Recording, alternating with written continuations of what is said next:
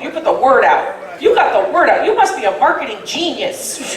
Look at this. This is the result of Jeremy getting the word out. So what do you all think? Nice, right? Pretty spectacular? The woman in the white is like, I wouldn't put those in the back of my car. Not your taste, right? Sometimes it's just not someone's taste. Okay, Staffordshire, England, one of the premier places for the manufacture of pottery.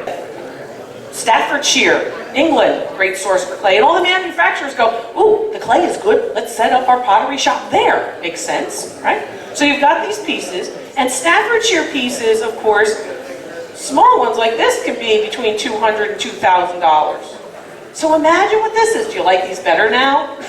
She still doesn't like them. She's like, those big things. What don't you like? Ugly?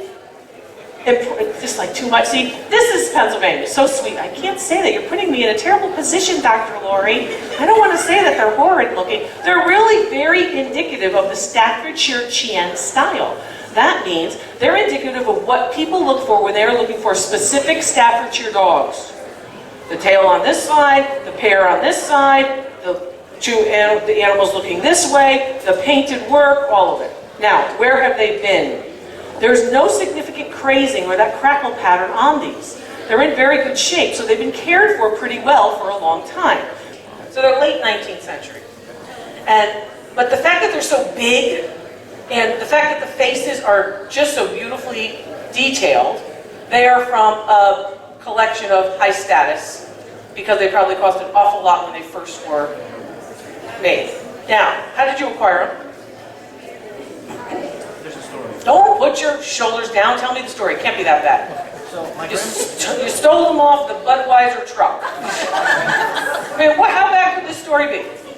my grandmother is actually from the town of Staffordshire. Your grandmother is from Staffordshire. Correct. Yeah, Got she it. came here when she was 13 years old. That helps. Her much older sister, who was about 13 or 14 years older than her, had a bunch of these dogs in her house.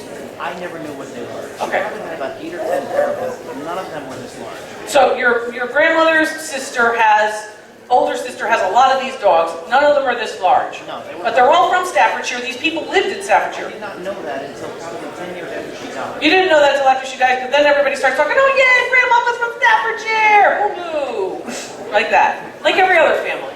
We never knew what the dogs were Didn't know what the dogs were. because no one had expressed any interest in them. No one cared about the dogs. Honestly, both like the young lady and white thought they were particularly unattractive. So they think they're ugly. So they went. No, it's not particularly unattractive, Jeremy. That's a nice way to say it. People think they're ugly. Ugly. People think they're ugly. Okay.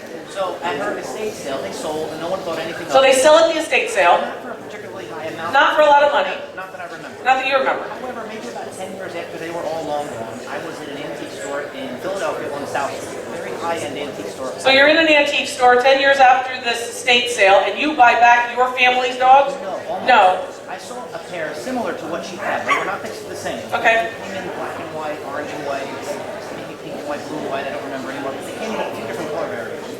So I saw this pair of dogs, not this one. So he sees smaller dogs in an antique store in Philadelphia. This is why we usually have a mic for you. Go ahead. Priced at $700.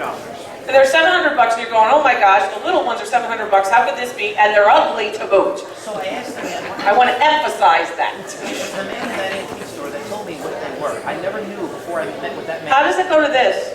I told someone maybe 10 years later that I was looking for a pair of Staffordshire dogs. 'Cause I had been So you puts the word out, I'm looking for Staffordshire dogs, and somebody says, hey Jeremy, I got these. She found them for me about 2 years later. So somebody finds them for you 2 years later, and you pay how much for these? $1,550? Oh, $1,500 for these? Oh my God, you got a deal. Oh my God, you got a deal. They're worth $5,000 today. What are you kidding me? 50. Somebody didn't know, or felt like, you know what, if the small ones are not all that valuable, then it's just bigger. Bigger is not always better. In this case, and for all of you ladies who are ladies like me, single size matters, bigger is better. Here's what you got. You've got this particular piece here. Beautiful. You have no crazing. That means they weren't stuck up in an attic or wrapped in bubble wrap. Bubble wrap will kill all your antiques. Bubble wrap is for transport, it's not for storage. Very, very hot, right? The other thing is the glaze is still consistent on them. They're large. Now, they're an acquired taste, we know. But basically, they're probably about $2,500 a each, or about $5,000 for the pair. Now, they're only going to increase in value, and I'm looking at a young man.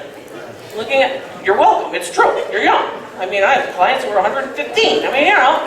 So this particular piece, and I have clients who are 25, who are repurposing, want mid-century modern, have to know the value, want to know what to look for at a yard sale. Don't think it's just one age. Dr. Lori hits every demographic. This particular piece, they have to continue to be in good shape. What does that mean? Don't drop them when you're walking out to the parking lot. Okay? So, but they're beautiful. Where do you keep them?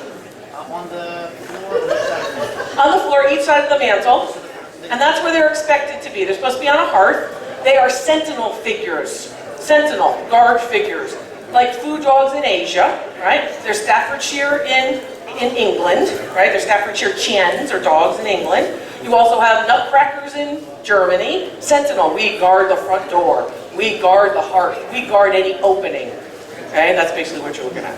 Thank you, Jeremy. Those were great.